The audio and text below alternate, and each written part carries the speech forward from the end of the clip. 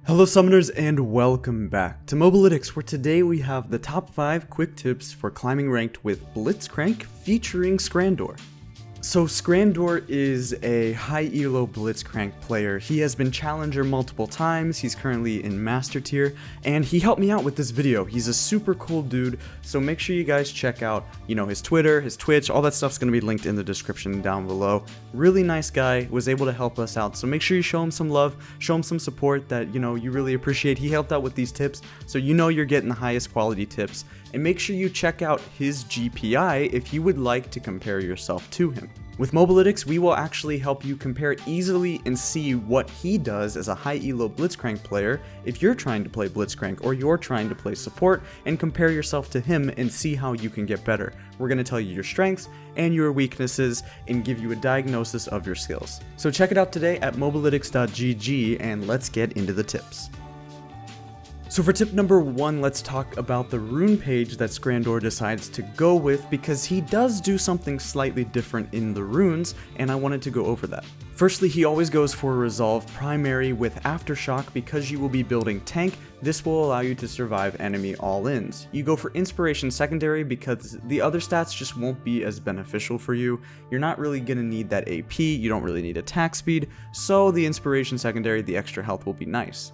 As far as the first row, he actually doesn't go for bone plating too often. He tends to go for demolish, and this is because bone plating against good players, they will just auto it off of you, so you're kind of just not really having a rune there. As for conditioning, it's way too good to take. Second wind is really good early, but conditioning synergizes with all of the items you will build and gives you those stats that you need, plus the armor and MR synergizes with your shield passive. As far as the first row, this is where he disagrees about Hex Flash. He says it's a bait rune and it will bait you into trying to make dumb plays, and boots are definitely bad because you want your boots early rather than later, and stopwatch kind of sucks because it activates too late.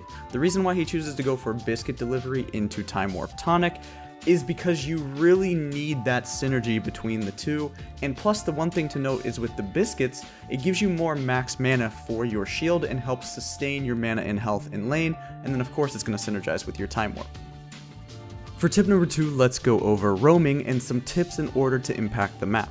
Generally speaking, you want to stay in lane until about 900 gold or so, and then go back and get your mobility boots. After this, don't run straight back to lane. Always go through the base gate and into the river and see if it gives you an opportunity to put a control ward in the river. Always make sure that you're with your AD if the wave is crashing, as you don't want them to get dove. Just your silence and CC alone will be able to prevent that.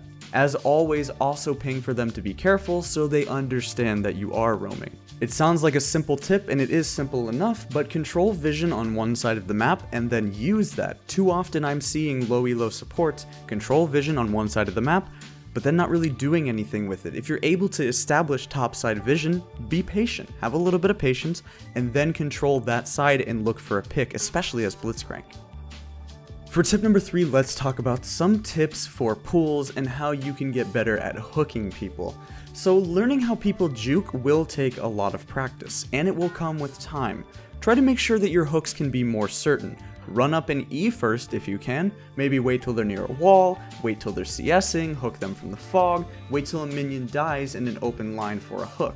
In this example, while it's true that the Blitzcrank could have flashed forward and hooked for the Xayah and looked for her, one thing he decided to do instead was go for the Sona. Now this matters because Sona was more pinched on the wall and didn't really have an escape path. It was much harder for Sona to dodge the hook.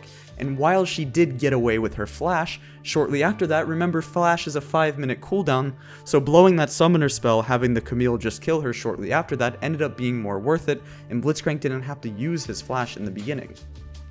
For tip number 4, let's talk about invades and some things that you can do in order to be more successful with them. Firstly, be creative. This was one of the more creative hooks I've ever seen. Blitzcrank came right up to the wall, right by the dragon, and basically just predicted and took a shot in the dark to see right in fog if somebody would be there.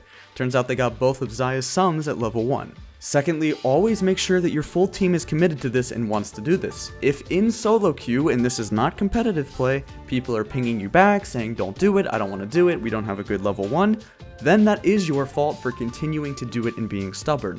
While it does suck and maybe you're right and they're wrong, ultimately it does come down to them in order to participate and coordinate with you. Finally, look at the team comps and think about the level 1 champions and try to figure out whose level 1 is stronger. You can look for an invade if you have a champion like Scion or Braum. These are probably two of the best level 1 champions in the game. Go ahead and look for the invade, and even though Scion might die right away, his passive will get you a lot of damage and a lot of kills in the early game around that level 1, so even though he dies very quickly, they were able to win the trade. So direct and play around your invades based on the comps that you have, and figure out which champions are really strong level 1. And finally, for the last tip, let's talk about 3 good champion matchups for Blitzcrank in Sona, Thresh, and Leona. As Blitzcrank, the best thing that you can face is a slow, no escape, squishy target, which is exactly the description that Sona fits. You can almost always kill Sona if you land the hook, or simply flash E onto her as long as your ADC is on the same page. Other enchanters fall under the same category. For Thresh, many support players might think that this is a good matchup for Thresh, but Scrandor has added this as one of the most common matchups you'll face, given Thresh's play rate. This can be a very good matchup for Blitzcrank with the right playstyle, because after many Thresh nerfs over the years, he is now forced to take Ancient Coin and rely on Aftershock for his survivability. Try to hook him during his Aftershock cooldown, as he'll often proc it to try to trade with E auto. As well, when Thresh is looking to hook your ADC, he often becomes a free hook target for himself. And finally, for Leona, most people would see this as a counter, however, again, with the right playstyle as Blitz, it can be favored. Try to form a triangle between you, your AD, and Leona so that if she goes onto your AD, you can hook her into turret if you're near the turret. If in the middle of the lane and she goes on your AD, don't CC her, CC the enemy ADC, and if at their turret, you should be able to hook either target because of your minion advantage. This has been the Mobalytics top 5 quick tips for climbing ranked with Blitzcrank. Make sure you use the product at mobalytics.gg and check out our boy Scrandor who helped us out with this video.